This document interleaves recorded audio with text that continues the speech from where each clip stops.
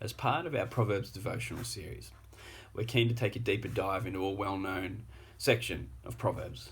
It's only short, and I'm sure many of you may have already memorized it. Proverbs 3, verses 5 and 6.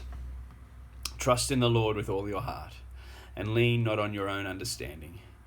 In all your ways submit to him, and he will make your paths straight. We're going to look at this one line at a time over the next 4 days. And we're keen to do this because this short passage is really seen as a gateway into wisdom and is a really good summary of everything else Proverbs has to say. So let's go. Today, trust in the Lord with all your heart. The word trust here means to put yourself completely at the mercy of another.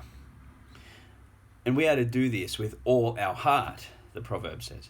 And this indicates that our trust is to be more than just some intellectual belief in the existence or providence of God, but a wholehearted reliance on him and a great assurance that he is trustworthy. But this type of wholehearted commitment and trust is a two-part process.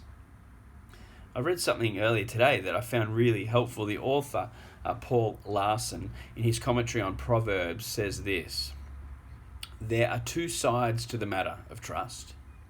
There is the decision of trust and the habit of trust. The first is called commitment. The second is called trust. Trust follows commitment, and not always right away, but it begins there. In the middle of our fears, we make a decision to trust.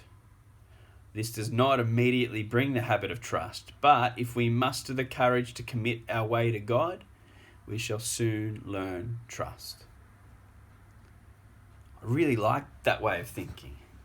Our wholehearted trust in God is a result of making a decision to trust. Making a logical, reasoned choice to trust the God of the Bible will lead us to having an emotional and wholehearted reliance on him.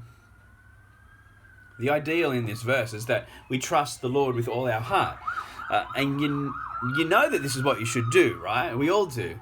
But maybe you're not quite there to trust with all your heart. And that's okay. The challenge then is to make the decision to trust in God in the smaller things until it becomes a habit that encompasses your whole life. Practice it. But we must remember that the ability to trust in God doesn't come from great willpower and trying extra hard to trust, but it actually comes from our deeper knowledge of the trustworthy character of God. We can't will ourselves into trusting God, but we can meditate and saturate ourselves on God revealed to us in the Bible, that we may come to a deeper knowledge and understanding of his character, of how trustworthy he is, of his nature as a promise-keeping God. And this is why knowing God through the scriptures is essential. To know the Bible is to know God's character as one who keeps his promises. So the best place to start is in the Word.